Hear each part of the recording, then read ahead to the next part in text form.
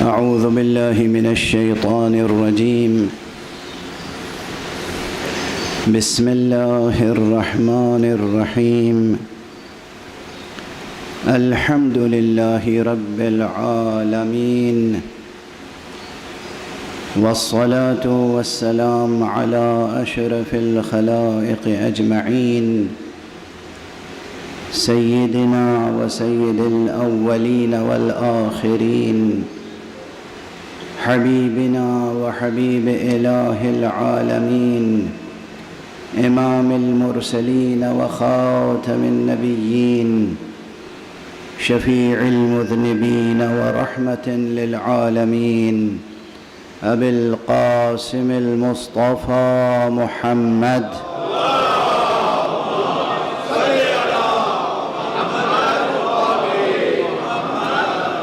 وعلى أهل بيته الطيبين الطاهرين الهداة المهديين المعصومين المظلومين، واللعنة الدائمة على أعداء الحق والدين.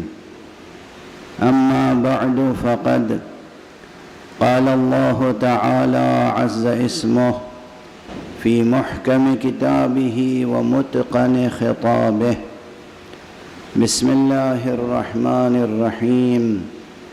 لو أنزلنا هذا القرآن على جبل لرأيته خاشعا متصدعا من خشية الله، وتلك الأمثال نضربها للناس لعلهم يتفكرون. صدق الله العلي العظيم.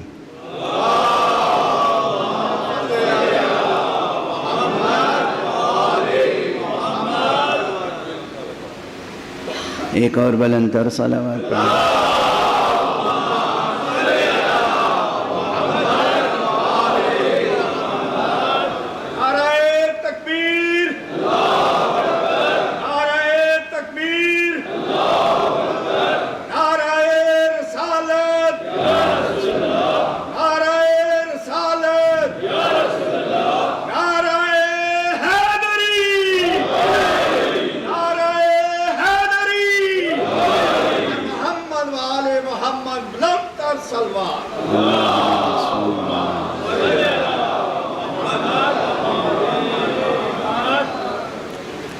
قرآن مجید کے مقاصد کی گفتگو شروع ہوئی ہے۔ کسی بھی گفتگو کے تعلیمی طریقے الگ ہوتے ہیں اور خطابی اسالیب الگ ہوتے ہیں۔ کوئی ایک مطلب ڈسکس کرنا ہو، آپ کلاس روم میں ڈسکس کریں تو بالکل الگ انداز ہوگا، اور آپ کسی پبلک پلیٹ فارم پہ ڈسکس کریں اسلوب بدل جائے گا نا۔ میں کوشش کرتا ہوں کہ دونوں اسالیب کو ساتھ ساتھ لے کے چلوں، تو دونوں انداز کے لیے تیار رہتے ہیں آپ۔ اب جو بات بہت آخر میں کہنی ہے نا، وہ پہلے کہہ دوں آج۔ مقاصد قرآن تو اتنے ہیں جنہیں آپ شمار نہیں کر سکتے، مگر سب سے بڑا مقصد قرآن یہ ہے کہ تمام عالم بشری کو باب علم نبوی تک پہنچا دے۔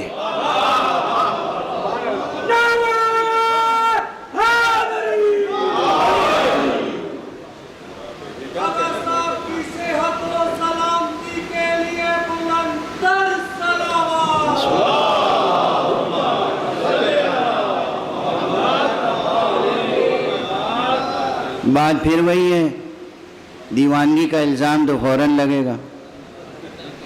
جیسا قرآن مجید 6666 آیتیں بقول معروف، حالانکہ وہ جو دقیق اعداد و شمار ہیں آپ حضرات کو یاد ہے نا،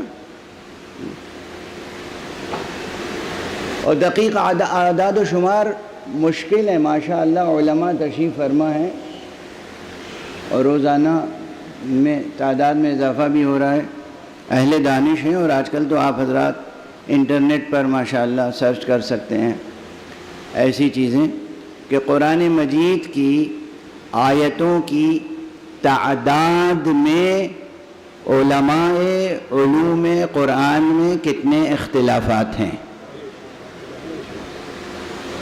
ارے جب جملوں کے گننے میں اختلاف ہے تو سمجھنے میں کتنا اختلاف ہوگا۔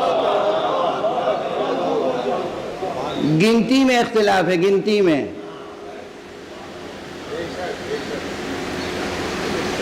کہ قرآن مجید میں کتنے جملے ہیں، کتنے فقرے ہیں، کتنی آیتیں ہیں، اختلاف ہے۔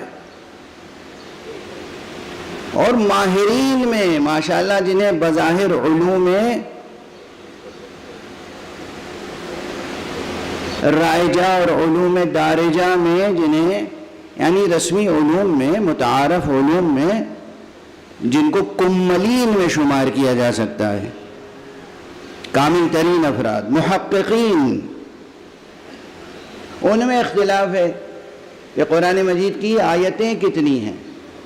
یعنی جب گننے میں اختلاف ہے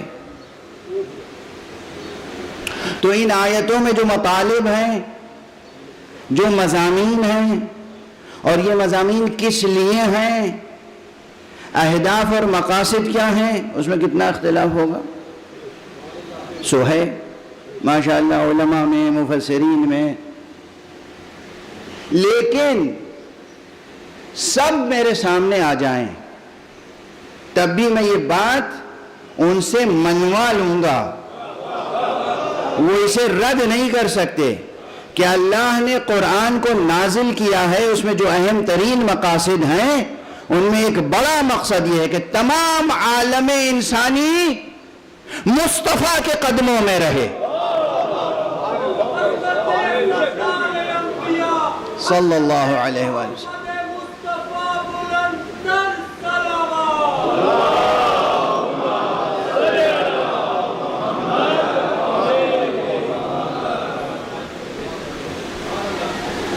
اطاعت کا کلمہ ہے نا، اطاعت اطاعت اطاعت اطاعت کے کیا معنی ہوتے ہیں؟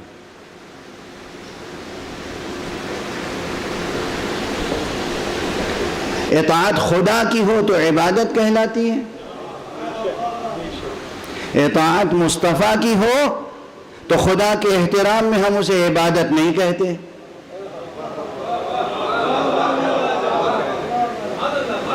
حالانکہ امر الہی کی پیروی کرنے کے نتیجے میں ہے یہ بھی عبادت۔ مصطفیٰ صلی اللہ علیہ وآلہ وسلم کی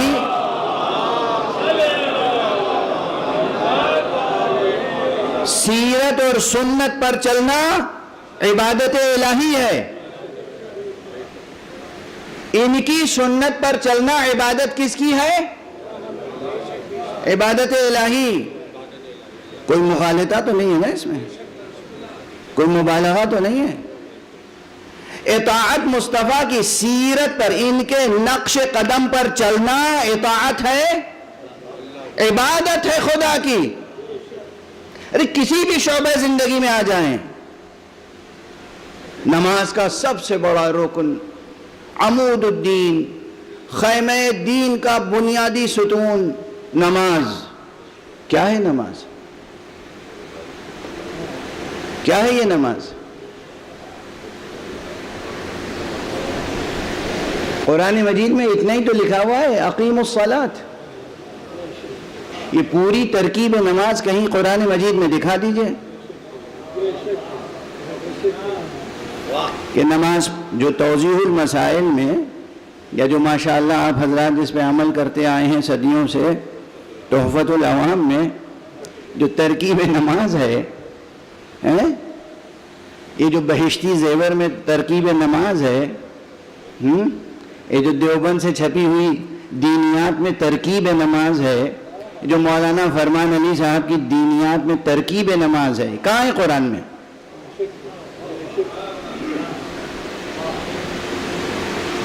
جب حاضر ہو بارگاہ الہی میں قبلہ رخ کھڑے ہو کر، قبلہ رخ کھڑے ہونے کا حکم ہے، نماز سے پہلے وضو کرنے کا حکم ہے، وضو کر لیا, قبلہ رخ کھڑے ہو گئے. اب کرنا کیا ہے؟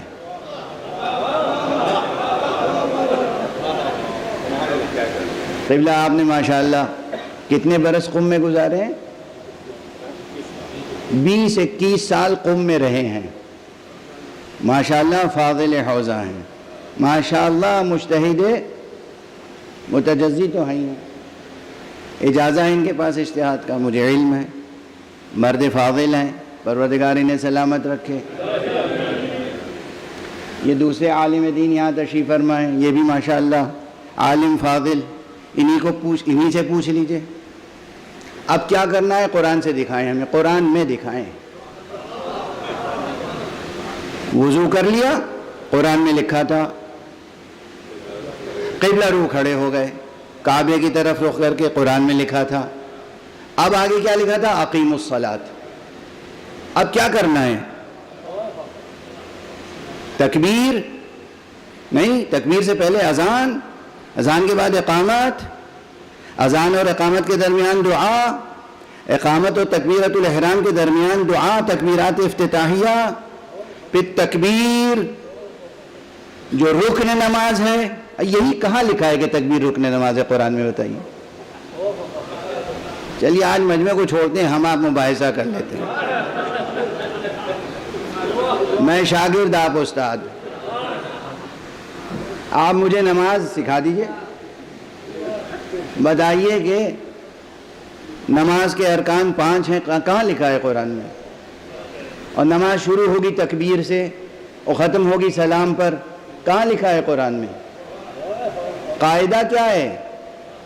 جب آپ پہل کسی سے روبرو ہوتے ہیں تو کہتے ہیں سلام, تو جب قبلہ رو کھڑے ہوئے تو کہنا چاہیے تھا السلام علیک.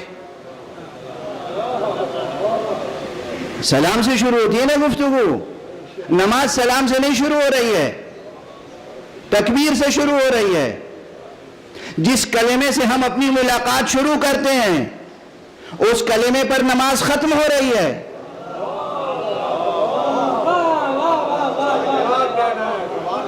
تکبیر سے شروع ہو رہی ہے. اور ہاں, عموماً مسلمان تو جب کسی کا کام تمام کرتے ہیں تو تکبیر کہتے ہیں. صلوات پڑھ دیجئے محمد والے.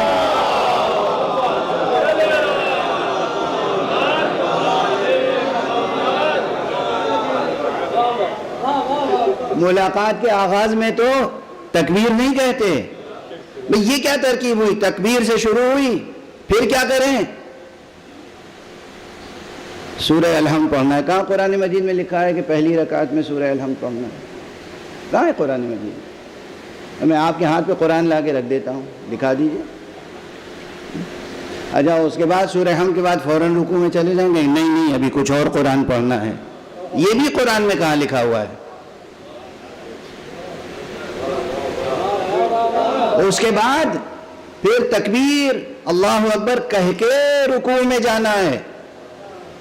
اور پھر رکوع میں جا کے پڑھنا کیا ہے؟ کہاں لکھا ہے قرآن میں؟ پھر رکوع سے کھڑے بھی ہونا ہے. ارے سیدھے رکوع سے سجدے میں چلے جائیں تو کیا قباحت ہے؟ نہیں, پھر کھڑے ہونا ہے, پھر سجدے میں جانا ہے. ہر رکعت میں رکوع ایک ہے, سجدہ 2. یہ کیوں؟ جب 2 سجدے ہیں تو 2 رکوع بھی ہوتے. بھئی آپ نے قیام میں 2 سورے پڑھے تو 2 رکوع ہوتے, 2 سجدے ہو جاتے ہیں. یہ سب کہاں قرآن مجید میں لکھا ہے؟ واضح ہے نا, سب کے لیے واضح ہے نا. یہ سوال میرا ویلڈ ہے یا نہیں؟ میں اگر اہل قرآن ہوں تو مجھے ہر چیز قرآن سے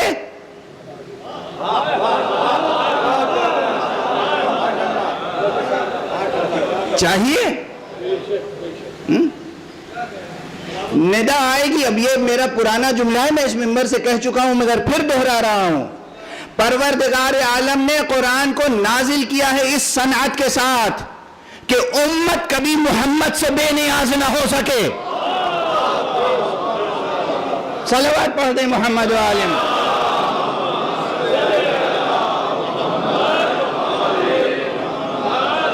یعنی اللہ نے قرآن مجید نازل فرمایا ہے اس ترکیب سے کہ کبھی کوئی جرأت نہ کر سکے یہ کہنے کی کہ قرآن کافی ہے.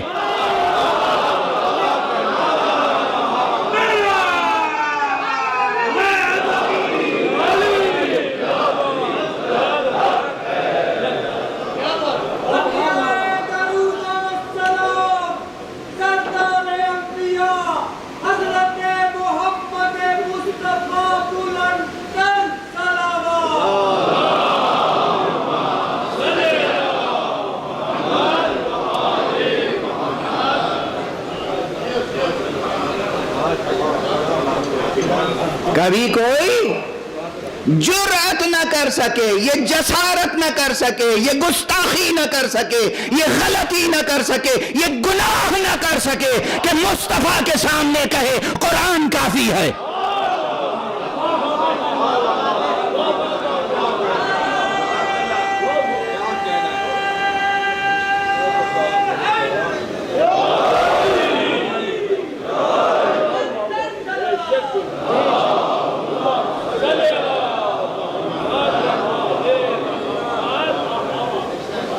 حبیب کبریا، اول النبیین، خاتم النبیین، سید المرسلین، امام المرسلین، امین علم الہی، خزینہ دار علم الہی، منصب رسالت پر فائز مصطفیٰ کے سامنے یہ کہنا کہ ہمارے لیے قرآن کافی ہے اخلاقی جرأت نہیں، اخلاقی پستی ہے.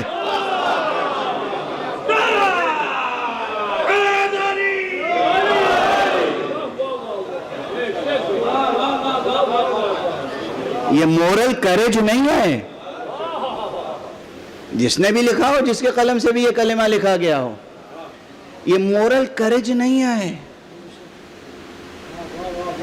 یہ انحراف ہے، یہ جسارت ہے. اول تا آخر قرآن مجید اس صنعت میں نازل ہوا ہے کہ سرکار رسالت مآب سے بے نیاز نہ ہو سکے امت.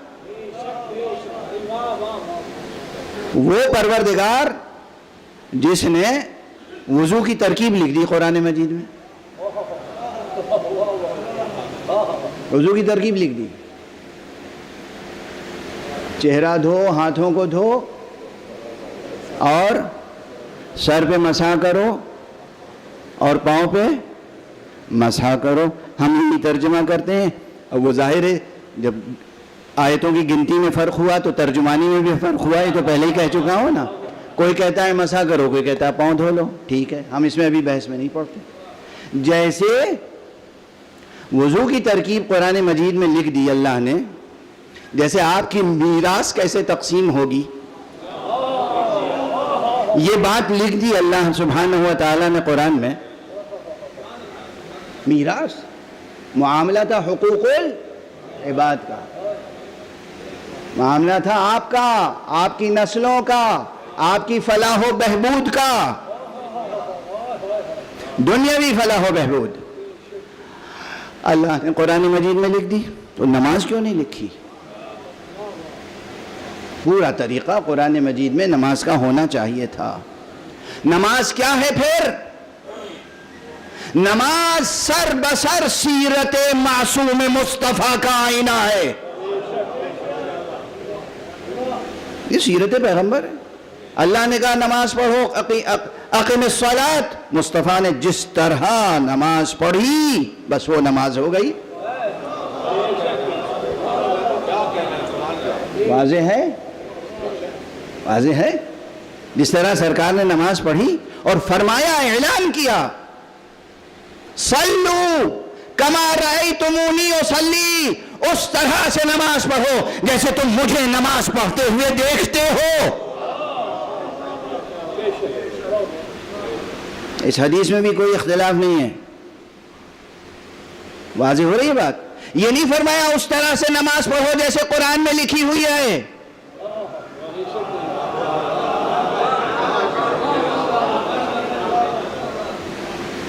کبھی کبھی مولانا ایک چھوٹی سی بات پھیلتی چلی جاتی ہے، کیا کروں، مجبوری ہے. لیکن میں سمجھتا ہوں کہ اسی طرح بات مجمع میں بیٹھے ہوئے آخری آدمی تک پہنچ جاتی ہے.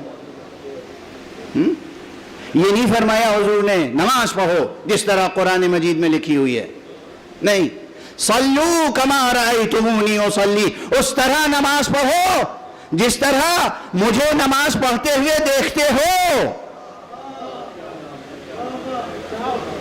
اب پھر اختلاف نماز میں کیوں ہو گیا؟ جیسے قرآن کی آیتوں کو گننے میں اختلاف ہو گیا, ویسے رسول کی سیرت کو پڑھنے اور سمجھنے میں اختلاف ہو گیا. اور کیوں اختلاف ہو گیا وہ تو قرآن مجید میں مل جائے گا.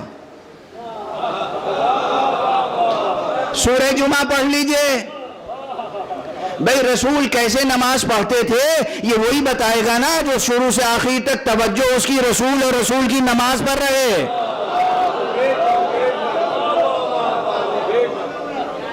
اور اگر خود قرآن کہہ رہا ہو کہ کچھ لوگ ایسے تھے کہ جب تجارت کے قافلے آ جاتے تھے یا کھیل تماشے کے قافلے آ جاتے تھے تو اے رسول آپ کو یہ تنہا چھوڑ کر, تو دھیان کدھر رہتا تھا, توجہ کدھر رہتی تھی؟ تجارت کی طرف. اچھا کوئی کہہ سکتا ہے کہ صاحب وہ فقر و فاقہ مجبور کر دیتا تھا, قحط ہو گیا تھا, قحط کے زمانے میں ظاہر ہے کہ دانے دانے کو لوگ محتاج تھے. جیسے ہی معلوم ہوا کہ وہ گیہوں بکنے کے لیے آیا ہے اور وہ چاول بکنے کے لیے آیا ہے, طعام بکنے کے لیے آیا ہے, فوراً چھوڑ کے چلے گئے. یہ تو زیادہ واجب تھا نا, جان رہے گی تب تو نماز پڑھیں گے, جان ہی نہیں رہے گی, زندہ ہی نہیں رہیں گے تو نماز کیسے پڑھیں گے؟ اس لیے ضروری تھا کہ جا کے پہلے اناج اکٹھا کر لیتے, روٹی کا بندوبست کر لیتے, جسم کی غذا اکٹھا کر لیتے, پھر روح کی غذا کی فکر کرتے. مگر جناب والا وہاں قرآن نے ایک لفظ اور لکھ دیا ہے, قحط میں بھوک تو سمجھ میں آتی ہے, کھیلنے کا ذوق سمجھ میں نہیں آتا. صلوات پڑھ دیجئے محمد وآلہ.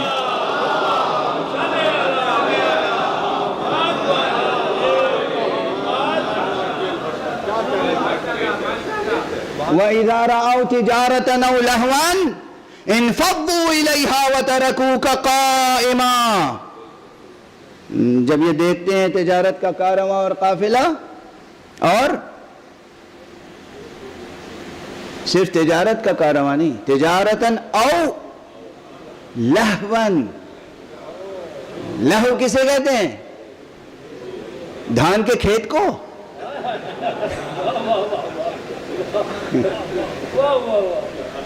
مولانا مسکرا رہے ہیں تو مجھے بھی مسکرانا پڑ رہا ہے. لہو کسے کہتے ہیں؟ گیہوں کو.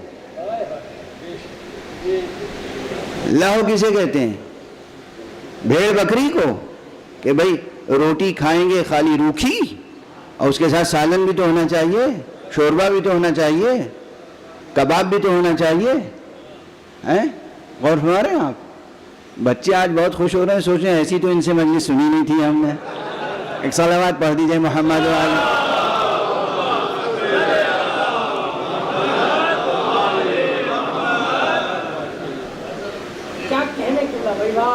بات سمجھنے کی ہے کہ تجارتاً او لہون, جب یہ تجارت کا قافلہ آتا ہے یا مداری آ جاتا ہے کھیل کود لے کے, تو کیا کرتے ہیں؟ ترکوک قائمہ,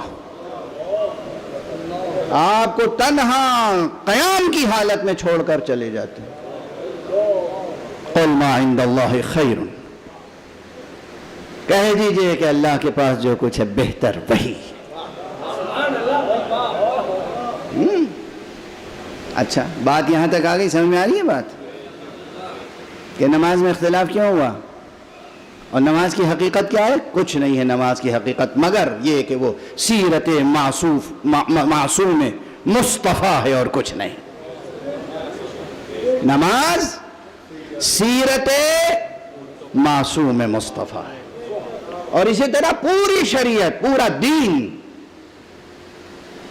معصوم کی سیرت کا نام ہے. دین نام ہے معصوم کی سیرت کا، پیغمبر معصوم. اور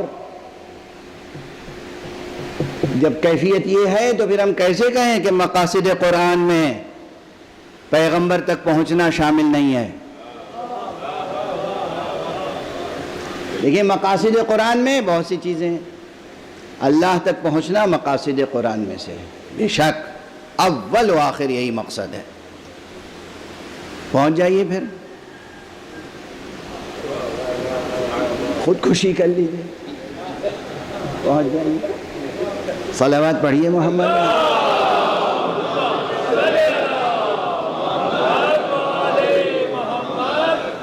اللہ کی بارگاہ میں پہنچ جائیے، خودکشی کر لیجیے. ارے مر کے کون ملے گا؟ اللہ مل جائے گا.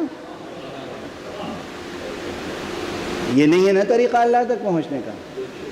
پھر کیسے پہنچا جائے؟ کون بتائے گا؟ اول و آخر ہماری منزل، ہمارا مطلوب، ہمارا معشوق، ہمارا مقصد اللہ ہے، اس میں کوئی شک نہیں.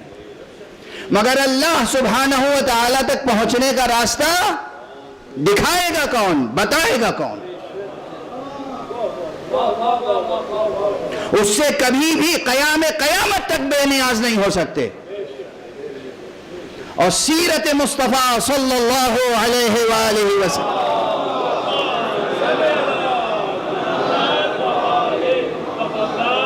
سے بے نیاز نہیں ہو سکتے، اور ان سے بھی بے نیاز نہیں ہو سکتے جو یہ کہنے والے ہوں، یہ بتانے والے ہوں کہ سیرت مصطفیٰ کو دیکھنا ہو تو مجھے دیکھو. توجہ ہے؟ جس طرح پیغمبر فرما گئے نماز ویسے پڑھو جیسے مجھے دیکھتے ہو، ویسے ہی پیغمبر نے وہ اہل بیت چھوڑے کہ جو بتاتے رہے قیامت تک رسول کیسے نماز پڑھتے تھے. دیکھنا ہو تو مجھے دیکھو.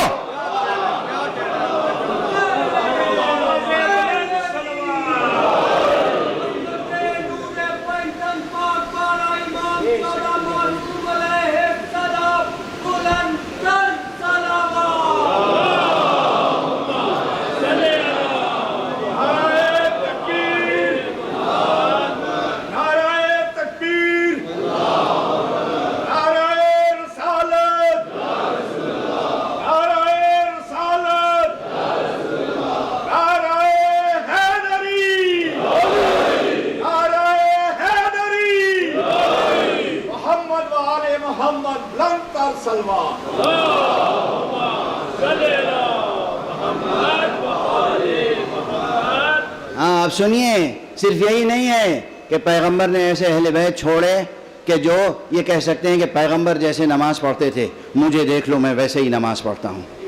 دوسروں کی گواہیاں ہیں، اور صحیح ترین مجموعوں میں حدیثوں کے صحیح السند بخاری اور مسلم کے شرائط پر وہ حدیثیں موجود ہیں کہ جہاں حضور کے وصال کے تقریباً 25-26 سال بعد جب امیر المؤمنین علی ابن ابی طالب علیہ السلام نے نماز پڑھی ہے تو اصحاب نے تصدیق کی، آج بہت دنوں کے بعد ویسی نماز پڑھی جیسی رسول اللہ پڑھا کرتے تھے.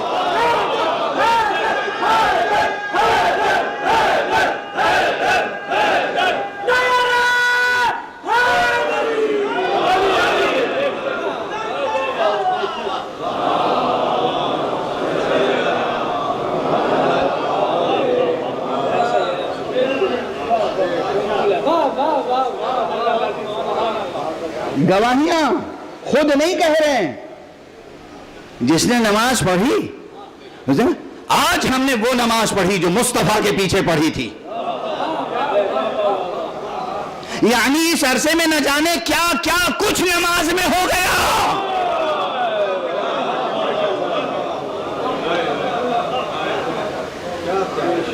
آج ہم نے ویسی نماز پڑھی. اگر صرف یہی موضوع جاری رہے تو عشرہ مکمل ہو جائے گا. اور آپ اگر بہت ضد کریں گے نا تو میں پھر یہاں پر کتابیں لے کے ساتھ میں آؤں گا اور کتابیں آپ کے سامنے پیش کر دوں گا.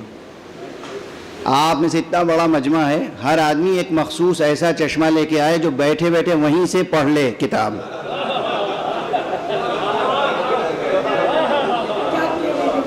میرا وعدہ, میں تو ظاہر اتر کے اگر ایک ایک کے پاس جاؤں, دیکھو یہ پڑھو, یہ پڑھو, یہ پڑھو, یہ پڑھو, تو کیا ہوگا حشر؟ مجلس منتشر ہو جائے گی. اس لیے مجھے مجبوراً یہاں بیٹھنا ہوگا. اب میں یہاں کتاب رکھ لوں اور کتاب کھول کے آپ کے سامنے بیٹھ جاؤں, آپ سے سب سے کہوں کہ سب لوگ اپنی آنکھوں سے پڑھ لیں, تو ایسا چشمہ لانا ہوگا نا جو آپ اپنی جگہ بیٹھ کے پڑھ لیں. سائنس نے کتنی ترقی کی, سائنس ابھی کوئی ایسا چشمہ بنا کے آپ کو دے نہیں پائے گی, ہر ایک کو الگ الگ, ٹھیک ہے نا. عام طور پر عموماً یہ مشکل ہے نا. ارے جب یہ چشمے کا وجود ہی نہیں تھا اس وقت تک اہل بیت مصطفیٰ میں ایسے بچے ہوتے تھے جن کے بارے میں گواہیاں ہیں کہ یہ آغوش مادر میں ہوتے تھے, گہوارے میں ہوتے تھے اور لوح محفوظ کی تلاوت کیا کرتے تھے. صلوات پڑھ دے محمد.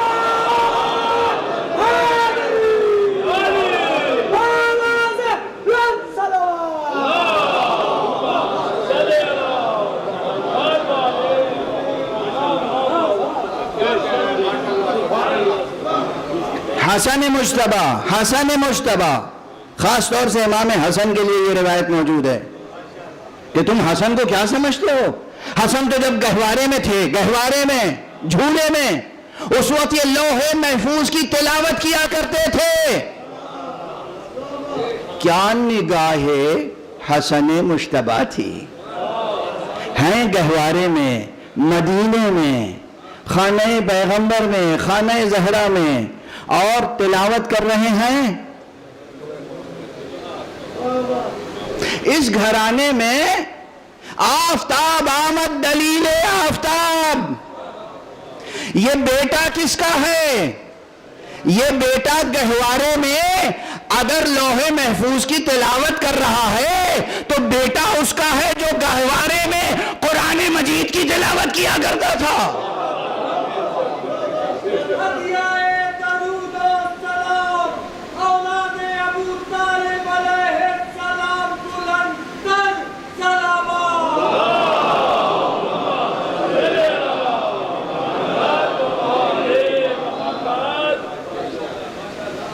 محمد اور اہل بیت محمد صلی اللہ علیہ وآلہ وسلم.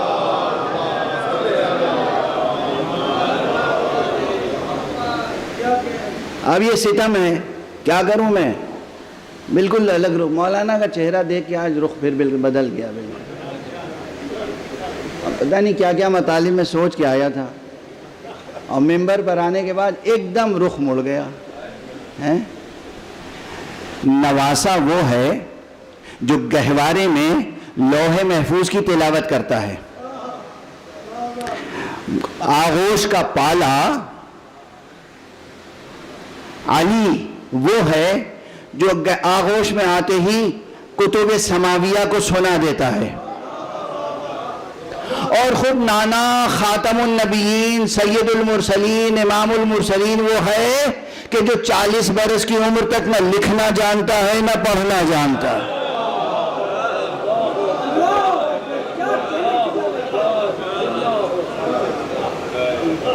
ایک زور سے اللہ اکبر کہیے.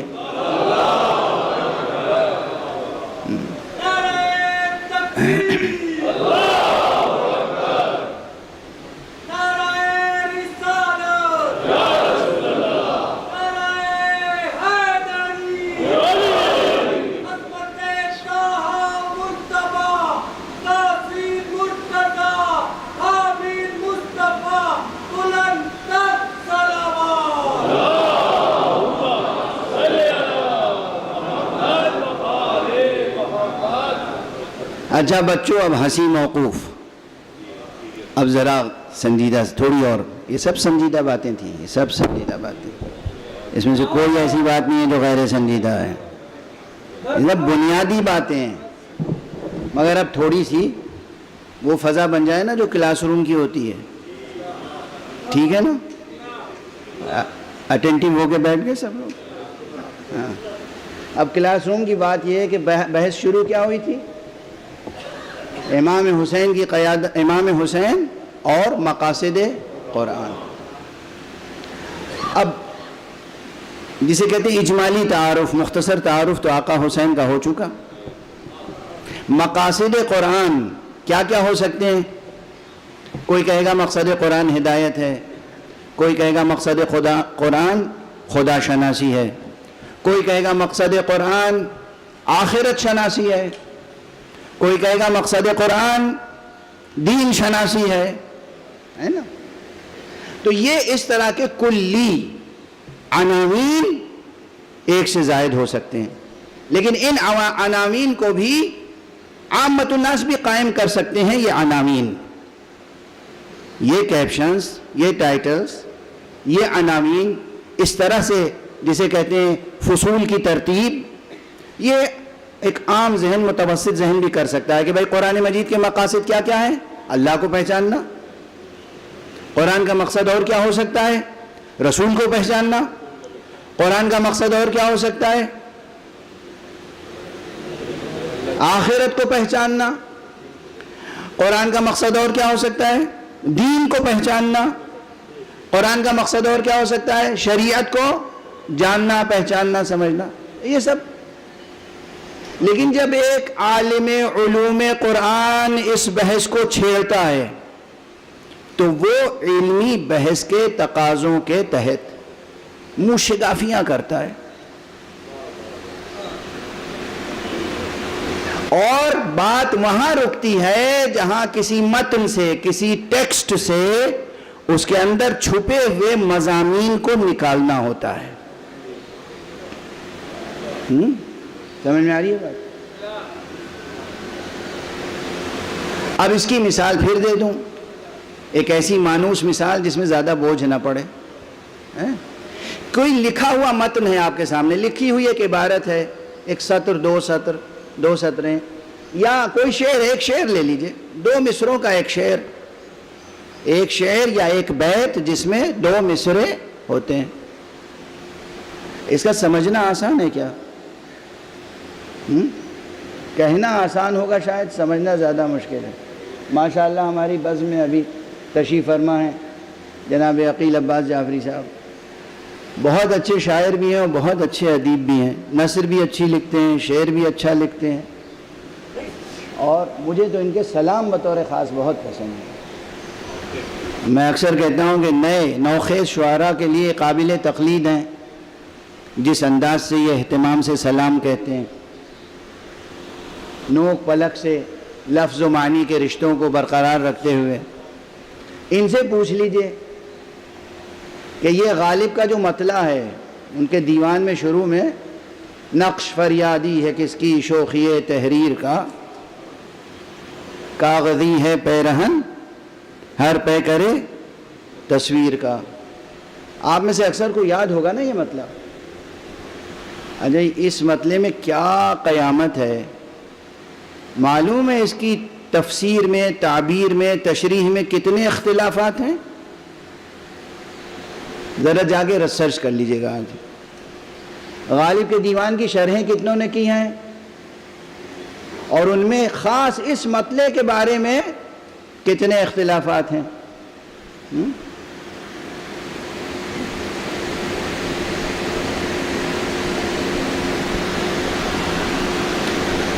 میں تو بس یہ سمجھتا ہوں کہ غالب کا یہ مطلب، پہلے اپنی رائے دے دوں پھر دوسروں کی رائے نقل کروں گا. غالب کا یہ مطلب جو 2 مصرے ہیں، اس میں جو بھی کہا ہو غالب نے، مگر ایک چیز مجھے نظر آتی ہے کہ مقام حمد میں اظہار عاجزی ہے فقط. مقام حمد میں اظہار عاجزی ہے فقط. یہ بھی ایک مصرع ہو گیا. غالب نے 2 مصروں میں اور اس کے درمیان جو کچھ کہا تھا وہ میں نے 1 مصرے میں کہہ دیا. اس کی تو داد دے دیجئے نا، ایک صلوات پڑھ دیجئے محمد.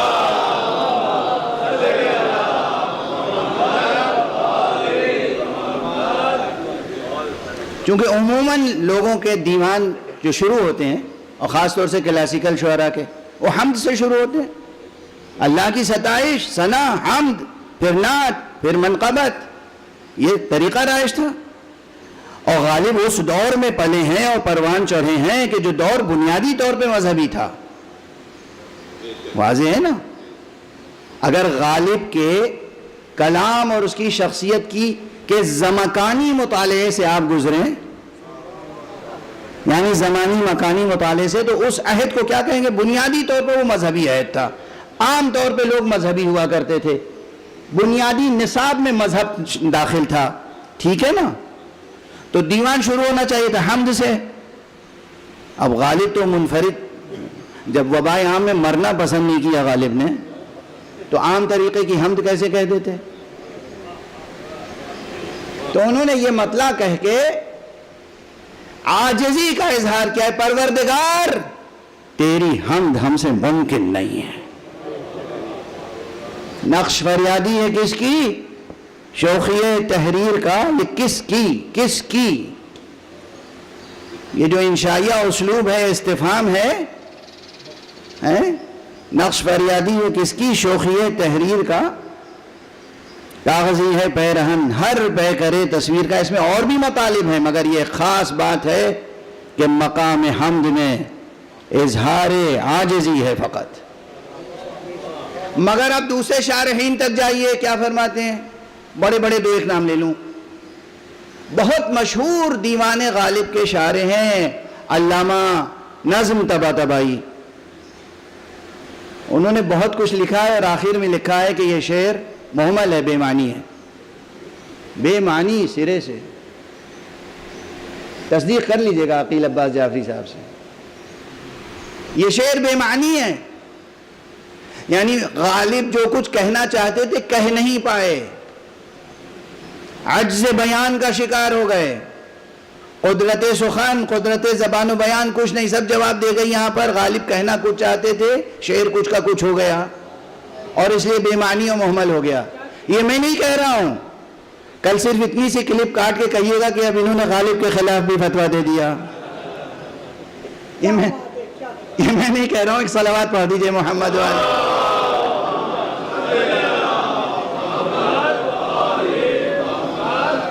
اچھا دیکھیے، میں گھڑی دیکھ تو رہا ہوں بار بار، مگر آج جلدی ختم کرنے کا ارادہ نہیں ہے. ایسے کہ بات پوری نہیں ہو پاتی، بات کا دم گھٹ جاتا ہے. تو کل میں نے پوچھا تھا کہ بھائی تعطیل ہے، لوگوں نے کہا نہیں. آج میں نے معلوم کر لیا ہے کہ تعطیل کا روز ہے. ایک صلوات پڑھ دیجئے محمد.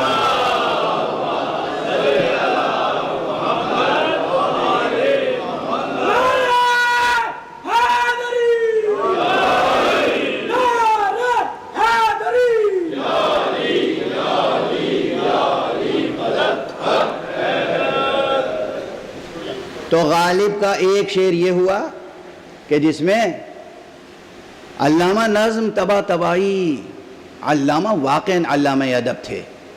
عربی پر وہ مسلط تھے، فارسی پر وہ مسلط تھے، اردو پر وہ مسلط تھے، یعنی سلطنت ادب کے حکمراں تھے. وہ خسرو سلطنت ادب تھے.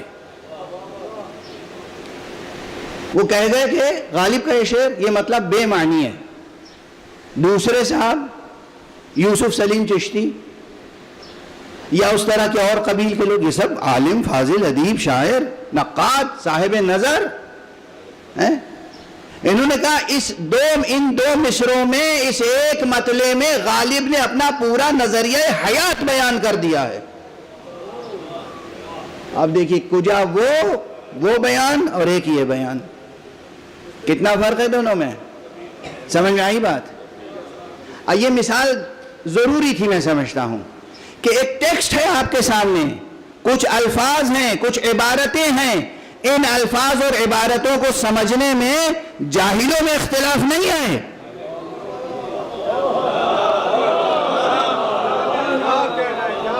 نادانوں جاہلوں میں اختلاف نہیں ہے، یہ بھی علامہ ادب، وہ بھی علامہ ادب، یہ بھی نقاد، وہ بھی نقاد، یہ بھی محقق، وہ بھی محقق، یہ بھی اہل زبان، وہ بھی اہل زبان. آپ کسی کو کم تر نہیں ثابت کر سکتے. یہ کہہ رہے ہیں شعر محمل ہے، وہ کہہ رہے ہیں شعر میں پورا نظام حیات پیش کر دیا ہے. جب عبارتوں کی تفسیر اور تعبیر میں اتنا اختلاف ہو سکتا ہو تو پھر کچھ ایسے اصول ضروری ہیں جو عبارتوں سے مطالب کو ثابت کرنے اور ظاہر کرنے اور معین کرنے میں، مراد متکلم کو معین کرنے میں مدد دیں کہ دراصل کہنے والے نے کیا کہنا چاہا ہے، اس کی مراد کیا ہے، اس کا مقصد کیا ہے. اس گوہر مقصود تک پہنچنے کے لیے کچھ اصول چاہیے. یہ اصول ہمیں علوم بلاغت میں ملے، اور جو علماء بلاغت بھی کام نہ کر سکے وہاں آگے بڑھ کے علماء فقہ و اصول نے کام کیا. اس لیے صرف اخباری ہونا کافی نہیں ہے، اصولی ہونا بھی ضروری ہے. صلوات پڑھ دیجئے محمد.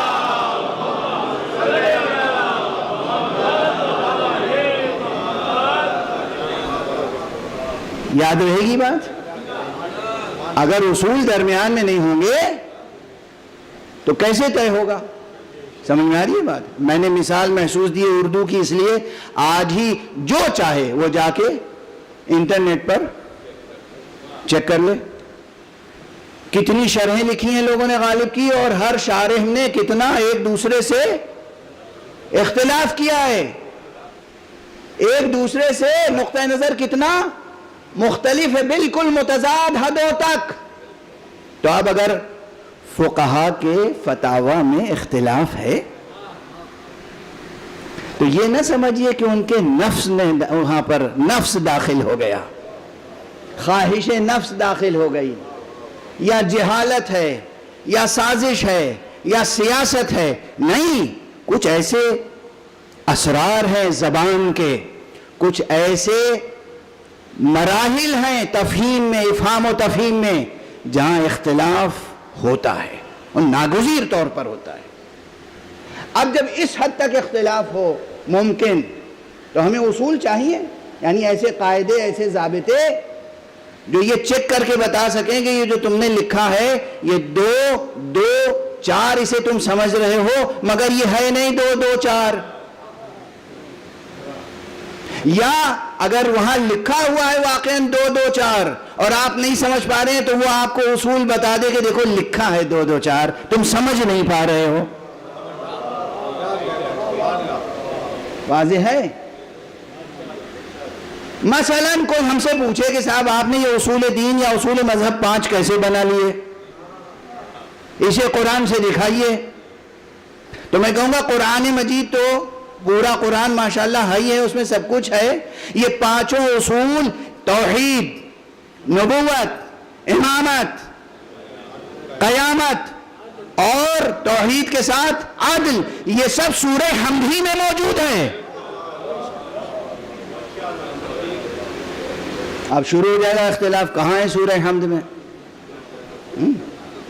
اب یہاں پر ٹھہر کے پھر ایک بات آگے کر دوں کہ جن علماء نے علم مقاصد القرآن کو تدوین کیا، علم مقاصد القرآن، انہوں نے یہ بات لکھی ہے صاف صاف کہ کچھ بڑے بڑے مقاصد تو پورے قرآن کے ہیں، لیکن اس میں ہر سورے کا مقصد الگ ہے. ہر سورے کا ایک مقصد ہے اور ہر آیت کا اپنا ایک مقصد ہے. یاد رہے گی بات؟ کتنی پیچیدہ بحث ہے. یہ 3 مجلسیں گزشتہ تو صرف آپ کا ذہن بنانے میں گزر گئیں. مقاصد القرآن، اس میں کچھ تو بڑے بڑے مقاصد ہیں، معلوم ہے، خدا شناسی، آخرت شناسی، نبوت شناسی ہے، لیکن ہر سورے کا ایک مقصد ہے، ہر آیت کا ایک مقصد ہے، قرآن مجید کے ایک ایک فقرے کا ایک مقصد ہے. توجہ ہے؟ تو کتنا پھیلا ہوا وسیع علم ہے یہ. اس قدر وسیع علم کا احاطہ کرنے کے لیے سوائے کسی معصوم کے اور کسی کو رہبر نہیں بنایا جا سکتا. یا حسین کو رہبر بناؤ، یا حسن کو رہبر بناؤ، یا اس ان کے والد ماجد والد گرامی کو، اس امام کو رہبر بناؤ جو کہتا ہوا گزر گیا سلونی سلونی قبل ان تفقدونی. مجھ سے پوچھو قبل اس کے کہ میں تمہارے درمیان نہ رہوں. آپ پڑھ لیجئے صلوات.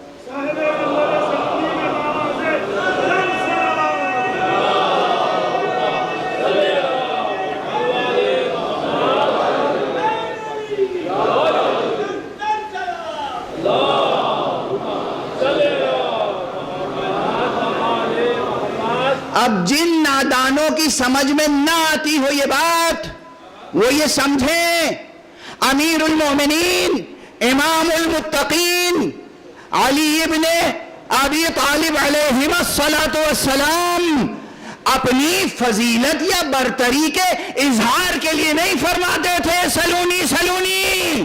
امت کی ضرورت تھی کہ وہ مقاصد قرآن کو سمجھے، اس لیے کہتے تھے سلونی سلونی. پوچھ لو جب تک میں تمہارے درمیان میں ہوں، مقصد قرآن کوئی بتا سکتا ہے تو میں بتا سکتا ہوں.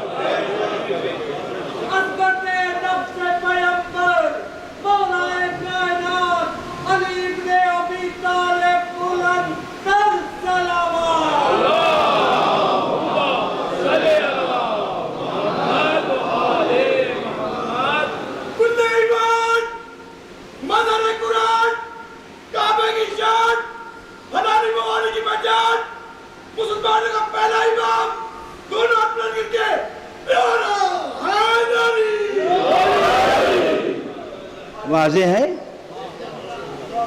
کتنا ظریف مقام ہے، کیسا نازک مقام ہے، کیسا بال سے زیادہ باریک مقام ہے.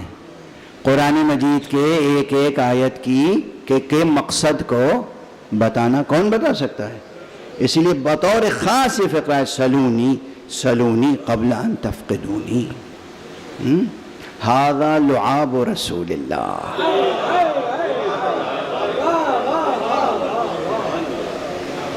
ھذا لعاب، ھذا صفۃ العلم. یہ خزینہ علم ہے. اور یہ کس سے پروان چڑھا ہے؟ لعاب دہن پیغمبر سے. یہ لعاب دہن پیغمبر سے، گویا یہ عسل شجر نبوت سے. اور پھر فرمایا سلونی کی حدیث ایک مرتبہ نہیں ارشاد فرمائی ہے. اس فقیر کا پورا کام ہے حدیث سلونی پر. کب کب، کہاں کہاں، کس کس کے سامنے آپ نے سلونی فرمایا ہے. صرف ایک مرتبہ نہیں کہ زندگی میں ایک مرتبہ نہیں، بار بار. لیکن ایک بات یاد دلاتا چلوں، فضائل اپنی جگہ، مناقب اپنی جگہ، لیکن حفظ مراتب تمام احادیث کے سرمایے کو کھنگالا ہے میں نے بیٹھ کے. کوئی ایک مقام ایسا نہیں ہے جب تک پیغمبر موجود رہے علی نے کبھی سلونی نہیں کہا.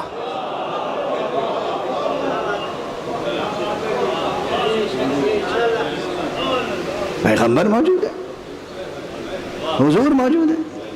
اسے کہتے ہیں حفظ مراتب. آج کل تو ماشاءاللہ ہر شاگرد کی خواہش ہوتی ہے کہ میں اپنے قدموں سے کیسے استاد کو روند کے آگے نکل جاؤں. ہاں، ہم ایسے ہی دور میں آ گئے، ایسا ہی زمانہ ہے. ویسے ہمیشہ سے یہ رجحان رہا ہے. وہ عربی کا ایک شاعر تھا، بہت پہلے اس کا شعر ہے اپنے شاگرد کے بارے میں کہ وَقَدْ عَلَّمْتُهُ عِلْمَ الْقَوَافِي فَلَمَّا قَالَ قَافِيَةً هَجَانِي. میں نے ہی تو اسے شاعری سکھائی، قافیے کا علم سکھایا، اور جب اس نے پہلا شعر کہا تو میری ہی حجو میں کہا فلما قال قافیۃً حجانی. بہرحال ایک مرتبہ یہ شعر میں نے سنایا تھا اردو کے ایک عظیم المرتبت شاعر اور بطور خاص حسینی شاعر جناب مرحوم مغفور شاعر سفینہ قاسم شبیر نقوی نصیر آبادی کو. انہوں نے شعر سنا اور غور کرتے رہے کچھ دیر. اس کے بعد کہا کہ میں اس کا اردو ترجمہ اپنے انداز میں پیش کر دیتا ہوں. میں نے کہا فرمائیے. تو انہوں نے غالباً یہ فرمایا تھا کہ جنہیں ایک صلوات پڑھ دیجئے محمد والا. شعور حرف و حکایت جنہیں دیا ہم نے, شعور حرف و حکایت جنہیں دیا ہم نے, ہمارا ذکر وہ کرتے ہیں کس برائی سے.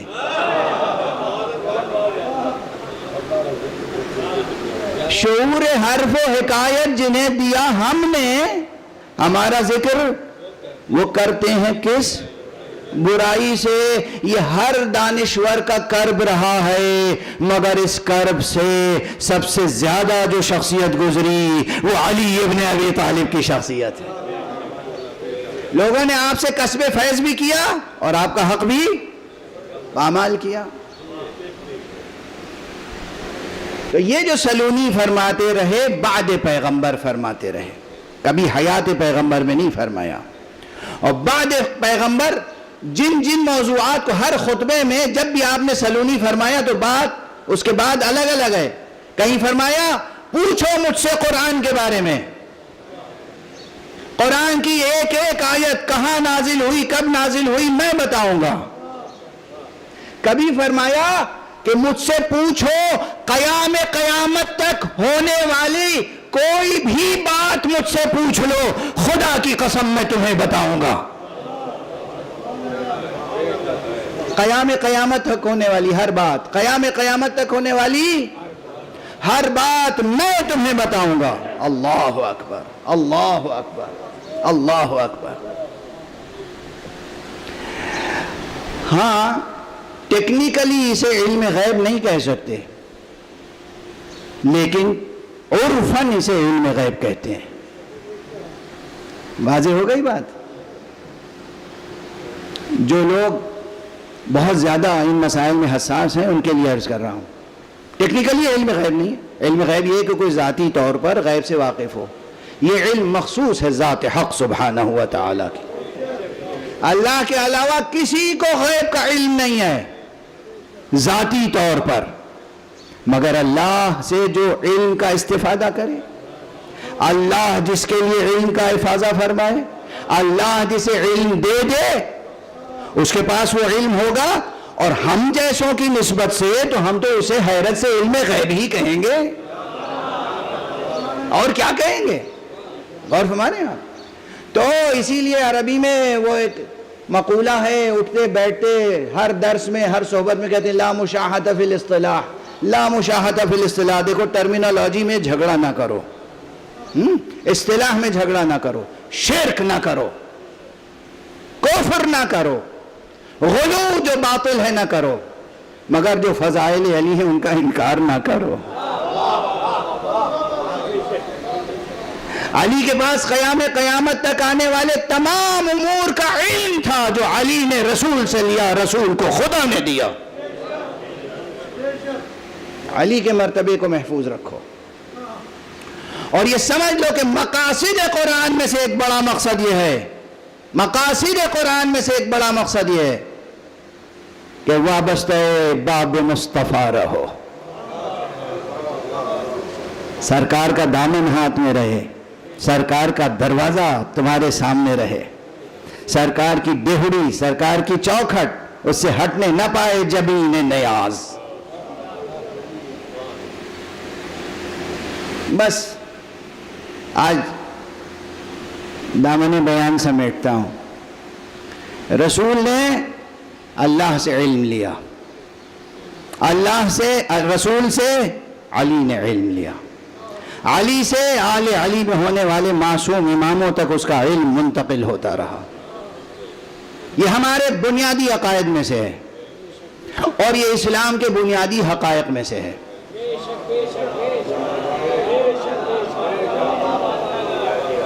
یہ اسلام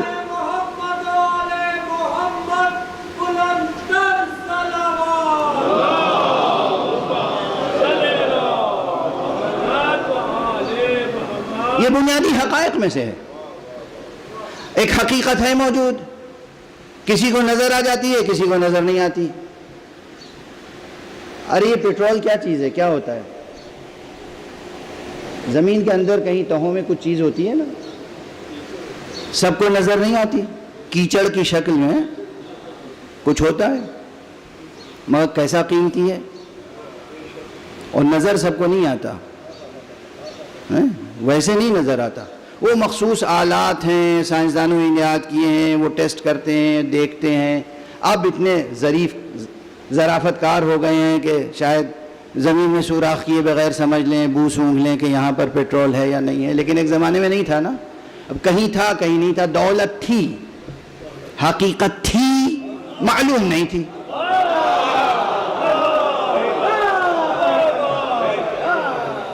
اگر کسی کو معلوم نہیں ہے کہ اہل بیت کے پاس کیا ہے تو اپنا جہل دور کرو، اہل بیت کا انکار نہ کرو.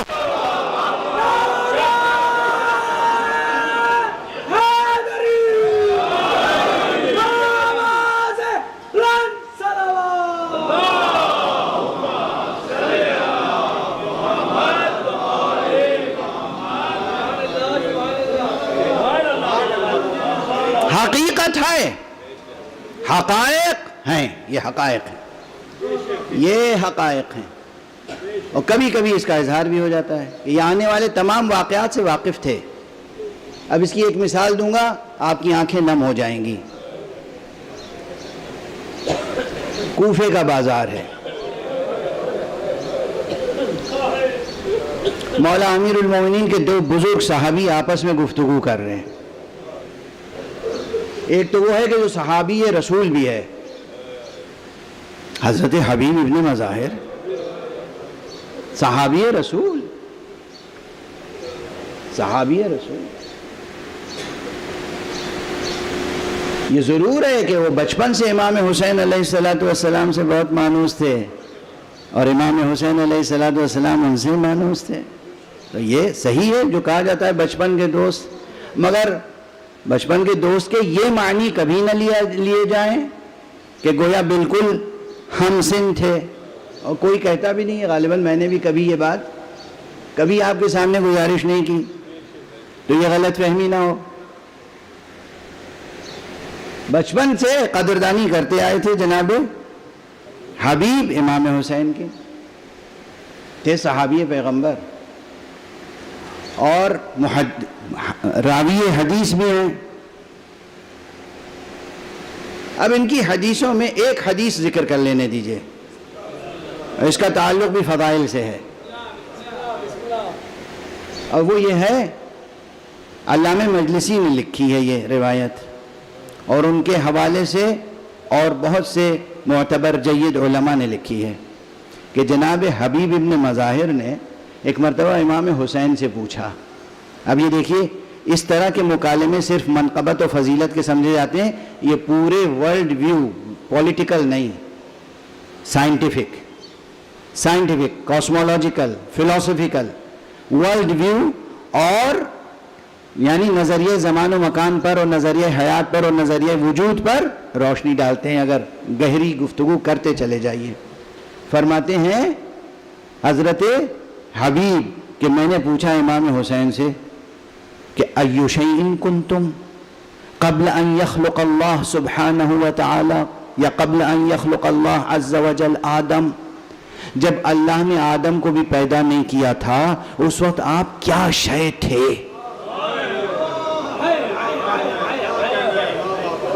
آپ لوگ کیا تھے؟ آپ حضرات کیا تھے؟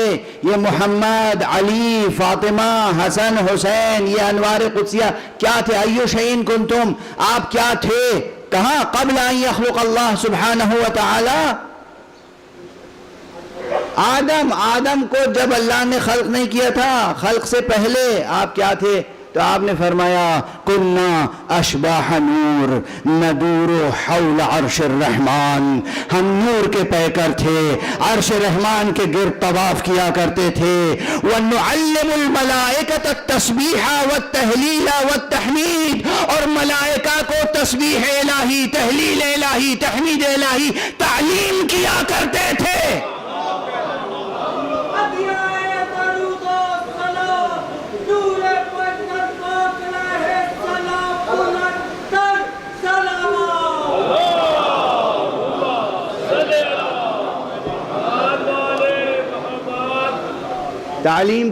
تعلیم کرتے تھے، فرشتوں سے سیکھتے نہیں تھے، فرشتوں کو سکھاتے تھے۔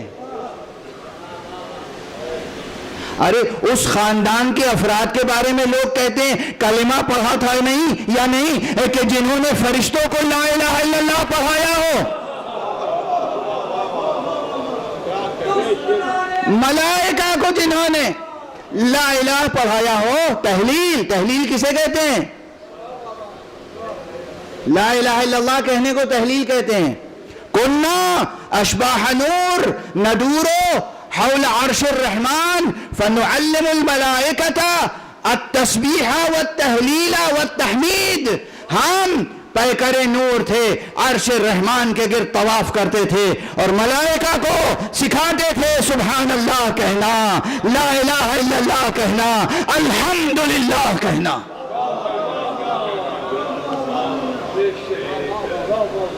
یہ حبیب جنہوں نے یہ روایت نقل فرمائی، یہ حبیب بازار کوفہ میں ہے اور ایک طرف میثم تمار ہے۔ دو روایتیں الگ الگ ہیں، ایک مقام پہ میثم تمار اور حبیب کی گفتگو، ایک جگہ حضرت مسلم ابن اوسجہ اور حبیب کی گفتگو۔ دونوں ایک دوسرے سے اپنی اپنی موت کی خوش ہو کے باتیں کر رہے ہیں۔ سننے والوں سے یہ باتیں برداشت نہیں ہو رہی ہیں، سمجھ نہیں پا رہے ہیں، کہتے ہیں ہم تو ان کو زاہد ترین مقدس ترین لوگ سمجھتے ہیں، یہ کتنی جھوٹی باتیں کر رہے ہیں، کیسی باتیں کر رہے ہیں۔ دیکھا آپ نے، جب علم نہ ہو تو کیا ہوتا ہے؟ ارے جناب حبیب نے مظاہر کا ایک مرتبہ تھا کوفے میں، عالم کی حیثیت، فقیہ کی حیثیت سے اور شجاع کی حیثیت سے، یعنی مرد میدان علم بھی تھے اور مرد میدان کارزار بھی۔ حبیب کا بڑا مرتبہ تھا۔ جب جناب مختار آئے تھے کوفے میں تو جناب حبیب اور مسلم ابن اوسجہ پیش تھے ان کی حمایت میں، کوئی چھپی ہوئی شخصیت نہیں تھی۔ امام حسین کی بیعت لینے میں آگے تھے۔ جب حالات بدلے تو مصلحتاً مجبور ہو کر خود کو پوشیدہ کیا۔ یہ جو ایک دوسرے سے اپنی موت کی اطلاع دے رہے تھے، خبر بتا رہے تھے، کیفیت موت، میرے مولا نے کہا ہے میں تو اس طرح سے میری زبان کاٹی جائے گی، اس طرح سے مجھے سولی دی جائے گی، ادھر ہی کہہ رہے تھے کہ اس طرح سے میری یہ سفید داڑھی خون سے رنگین ہوگی، اور لوگ حیرت زدہ ہو کے سن رہے تھے۔ یہ کہاں سے علم آیا تھا ان کے پاس؟ نہ حبیب علم غیب جانتے تھے، نہ میثم تمار، یہ شاگرد تھے باب مدینۃ العلم کے، یہ وہی صاحب منبر سلونی کے شاگرد تھے، تو انہیں آنے والے تمام واقعات کا علم تھا، معصومین کو علم تھا۔ یہ الگ بحث ہے، یہ بحث آسان نہیں ہے، سمجھنا اور سمجھانا آسان نہیں ہے، مجھے معلوم ہے، لیکن میں عرض کر رہا ہوں یہ ہمارے بنیادی عقائد میں سے ہے، کوئی اس کا انکار نہ کرے، اور اس کی اب سطحی تعلیم حاصل کر کے یہ 2-4 کتابیں فقہ و اصول کی اور 2-4 مضامین بعض مفکرین کے پڑھ کے اور جناب والا انکار کرنے لگے، خدا را ایسا نہ کیجئے، نہ اپنے اوپر نہ اپنے سامعین پر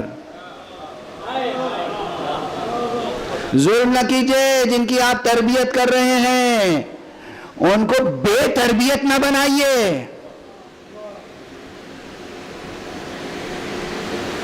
معصومین ائمہ 12 علی اور آل علی سے ہونے والے معصومین بہت بلند ہے ان کا مرتبہ، عقل بشر कुन्ह ज़ात मासूम तक नहीं पहुंच सकती। आज बस अब चंद जुमले कह दूं, मजलिस तमाम। ये हबीब हैं कि जो कूफे में तशरीफ़ फरमाएं और इमाम हुसैन अलैहिस्सलातु वस्सलाम का ख़त इन तक पहुँचा है।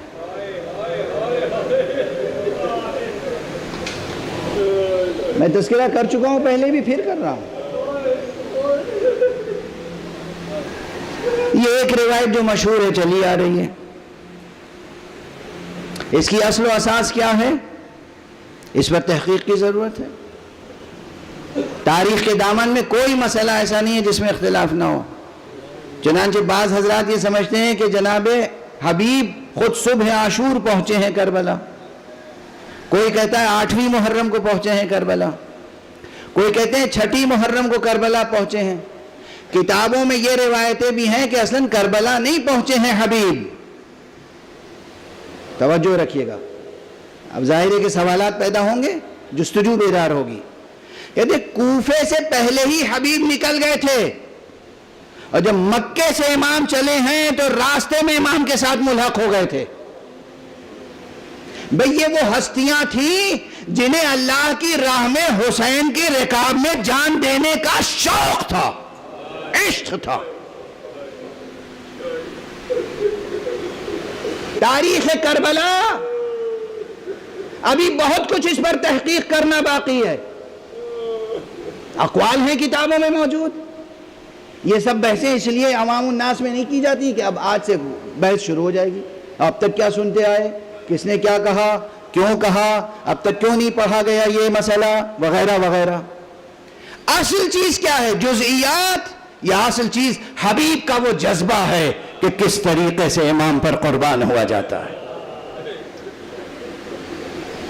हबीब और मुस्लिम इब्न औसजा दोनों साथी हैं, दोनों हम उम्र हैं।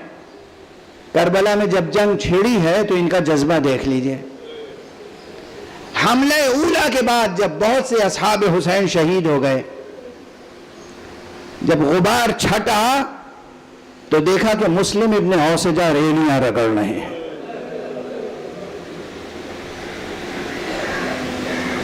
जनाब हबीब आगे बढ़े, मुस्लिम के सिरहाने इमाम हुसैन के साथ साथ, इमाम हुसैन साथ साथ हैं। अल्लाह अकबर।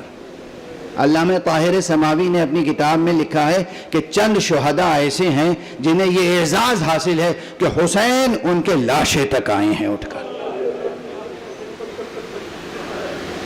आज गालिबन 4 मुहर्रम है ना, उमूमन 4 मुहर्रम तक असहाब का तज़किरा होता है। कल से अहले बैत के अफराद का तज़किरा होगा।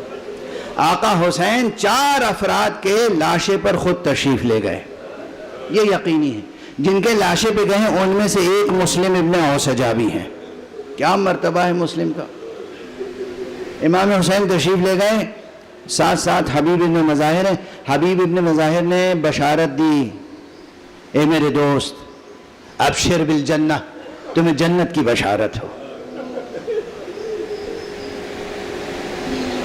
अज़ीज़ुन अलैया वल्लाही मसरअक, अरे तुम्हारा कत्ल किया जाना, तुम्हारा शहीद किया जाना मेरे ऊपर बहुत संगीन है, बहुत बड़ा सदमा है मेरे लिए, मगर अबशिर बिल जन्नह, जन्नत की बशारत हो। पलट के जनाब मुस्लिम इब्न औसजा ने कहा, या हबीब उसी का बिहादल इमाम,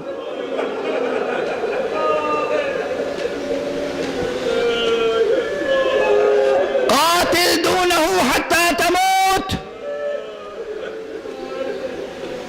ऐ हबीब, मैं इस इमाम की के लिए वसीयत कर रहा हूं, जब तक तुम्हें मौत ना आ जाए इमाम से दिफा करते रहना और इमाम के कदमों में जान देना। क्या जज्बे हैं, क्या जज्बे, क्या फिदाकारी का जज्बा है, क्या ईसार का जज्बा है, क्या जान निसारी का शौक और शगफ है। और हबीब ने यही किया भी। حبیب نے یہی کیا.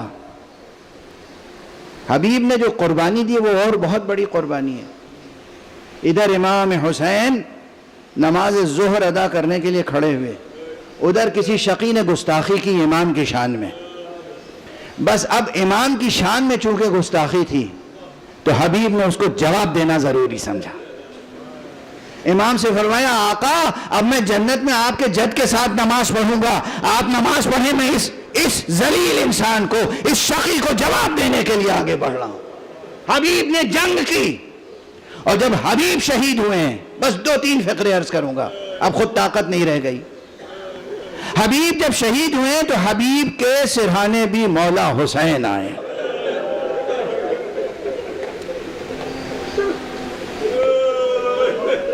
اس نقطے کی طرف غالباً پہلی بار میں توجہ دلا رہا ہوں. کیا فضیلت ہے حبیب کی, کیا فضیلت ہے حبیب کی. لاشا حبیب کا ہے, سرہانے آقا حسین آئے ہیں اور فرماتے ہیں, عند اللہ احتسب نفسی وحمات اصحابی. ارے میں اللہ کے پاس اجر حاصل کرنے کی امید رکھتا ہوں, اپنے نفس کے لیے بھی اور اپنے بہترین اصحاب کے لیے بھی. اللہ اکبر. حبیب کے سرہانے کھڑے ہو کر نفسی کہنا بہت غور طلب ہے. عند اللہ احتسب نفسی, نفسی سے مراد خود آپ کا نفس, لیکن کچھ اور بھی ہو سکتا ہے. بلاغت کا باب کھلا ہوا ہے. بات تمام ہوئی, بات تمام ہو گئی, مجلس آج طویل ہو گئی, لیکن ابھی حبیب پر گریے کا حق ادا نہیں ہوا. تو بس ایک بات یاد دلا دوں اور گفتگو تمام کر دوں گا. حبیب شہید ہو گئے. کربلا جب تمام ہوئی, سب کے سر کاٹے گئے, حبیب کا سر بھی کاٹا گیا. حبیب کا سر قلم کر کے ایک شقی نے اپنے گھوڑے کی گردن میں لٹکا دیا.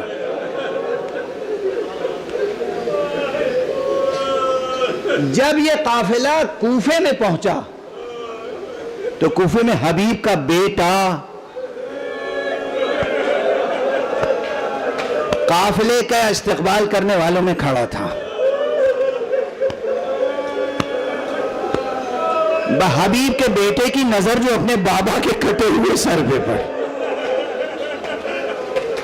اس نے سر و سینہ پیٹ کے گریہ شروع کیا. اس کے بعد اس قاتل کے پاس گیا اور بڑی منتیں کی, بڑی سماجتیں کی, بہت اس سے آرزو خواہش کا اظہار کیا, یہ میرے بابا کا سر ہے, مجھے دے دے. بلکہ اس کو مال و دولت دینے کے لیے بھی تیار ہو گیا کہ یہ میرے بابا کا سر ہے, مجھے دے دے. شقی نے وہ سر نہیں دیا.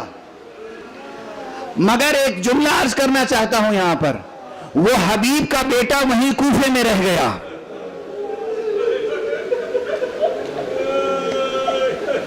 بعد میں حبیب کے بیٹے نے اس قاتل سے باپ کا انتقام بھی لیا, خود اپنی شمشیر سے. یہ سب تاریخ میں موجود ہے. میں بس ایک جملہ کہہ کے خاموش ہو جاؤں گا, آپ اپنے سینوں میں دھڑکتے ہوئے دلوں کا جائزہ لیں. ارے حبیب کا بیٹا اپنے بے باپ کا سر تھوڑی دیر بھی نہ دیکھ سکا. کیا جگر تھا سکینہ کا,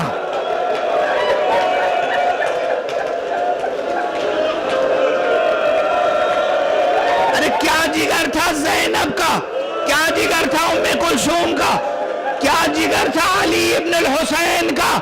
کربلا سے کوفہ, کوفے سے شام تک نگاہوں کے سامنے مسلسل نوک نیزہ پر حسین کا سر ہے, عباس کا سر ہے, علی اکبر کا سر ہے, قاسم کا سر ہے, اور قافلہ چلا جا رہا.